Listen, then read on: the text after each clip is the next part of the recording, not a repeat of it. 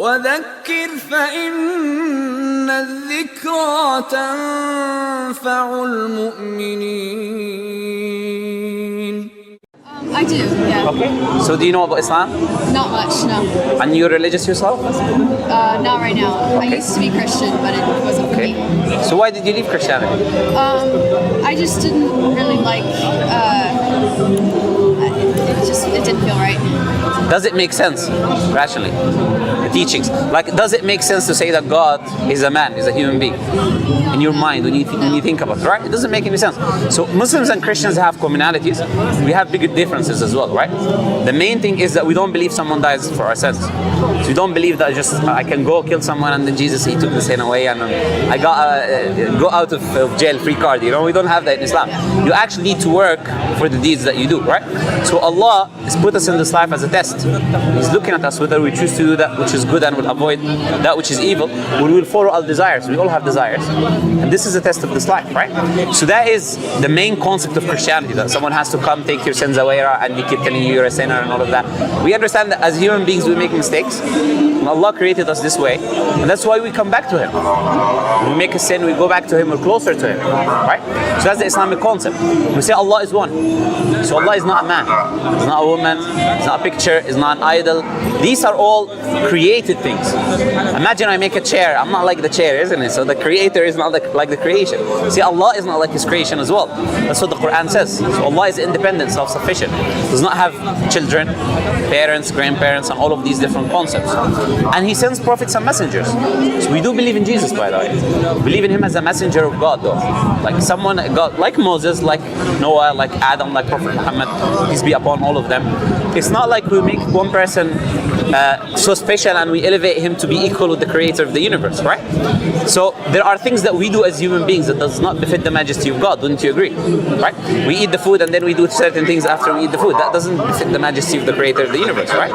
So this is what we usually say to Christians when we speak with them. So we believe Jesus when He was walking around. Have you read the Bible? Yes. Okay. So did you see anywhere in the Bible Jesus claiming to be God? Anywhere from Genesis to Revelation? No, right? So where do Christians bring this concept that Jesus is God and you should worship Jesus? This comes from the church. 300 years later, they made the two councils, the Nicene Creed and the Constantinople Creed, 325 and 381. And they decided, you know what, Jesus is actually divine, and you know what, there's something called the Holy Spirit, and we make this Trinity that comes from Greek philosophy, and then we'll have this concept of God. But when you read the scripture, the text, right, you don't have these ideas in the text. You don't have God the Father, God the Son, God the Holy Spirit one. You have them mentioned as separate entities. These separate entities doing a separate thing. Jesus prays, falls on His face and He prays to God, right? Do you think that God prays to anyone? Doesn't make any sense, right? So Jesus, when He was falling and He was praying to God, because He is not God. He is praying to God that created Him and you and me and everyone else, right? So the message of Islam is simple. There was all of those prophets, and they came to you, they came to me, to tell you about that creator of the universe. So what about you? Do you still believe in a creator or a higher power or something like that? I know you left Christianity as a religion, but what do you think about creator? Someone that created the universe, created everything around us? What do you think about that?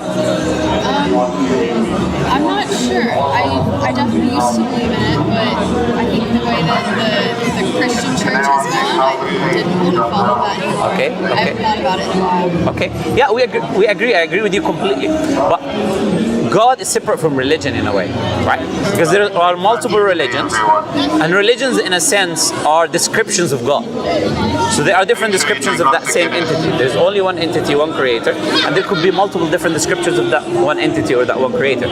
So I can describe you in a way, someone can describe you in a different way, but I can be right or wrong. So not all of these religions can be true. Some will be false and only one can be the truth, right? Because God has one description. So we cannot say, for example, God is three and someone else says God is one and both of them are right in the same time. Do you get what I'm trying to say? One of them has to be right. So what we say, do you believe in the entity that created the universe? Away from religion now. Like think about it this way. Can something come from nothing? Can things organize themselves and have patterns and have laws and have gravitational constants and act in a way which is organized by themselves without any external entities programming them? Like this tree, giving you oxygen, taking your carbon dioxide. When it dies, it regrows by itself. It doesn't ask my permission or your permission, it just regrows, right? This tree, the same water goes down on that tree, then the tree produces different fruits, different colors, different shapes, different tastes. Every one fruit or vegetable is completely different from the other if you put it under a microscope. Now, these are signs for us to ponder upon. Because when we look at something as simple as a phone, we are so amazed, oh, this must have a creator and a maker. Why we don't apply the same idea? Why we don't apply the same idea looking at the universe? Wouldn't you say, which one is harder to make? Something like a phone or a tree that would regrow by itself, revive itself, right? Produce different fruits just by water and sun, right? So what we say, if you actually ponder on the creation of Allah, the creation of God, it will lead you to that necessary conclusion. There has to be something powerful out there. Something powerful, something knowledgeable, wise, and even merciful. You look at those animals and they have mercy with one another. You understand that, even the trees, you understand that, there are certain experiments for the trees. If you sing for the tree, it grows differently than if you don't sing for the tree. So they have even certain types of emotions or certain types of low level of consciousness, you can say, right? If you describe it in that way. Now, how can I leave all of the science and leave that innate thing within every human being that there has to be a maker? Oxford University, they conducted a study, 57 academics on a period of 3 years, and they made from 20 different countries. They brought children, right, and they conducted experiments on them to see whether they innately believe in a higher power or not. Right? And they realized that children innately believe in a higher power. Children innately believe in a higher power without any external influence. So they brought them from countries that are atheistic, like China and Japan, which have Shinto religion. They don't have a concept of God. And the Justin Barrett, who is the head of the experiment, who's an atheist, and they are a bunch of atheists as well, right? But they said in the end that children have an innate receptivity to God. They have this innate belief of a higher power out there with certain attributes. You get what I'm trying to say? It's a part of our human nature. Every civilization that existed believed in a higher power. So I would say it's against human nature in a way for us not to believe in that higher power. So atheism is a very new concept. If you go 100 years before, you're not going to find atheism out there.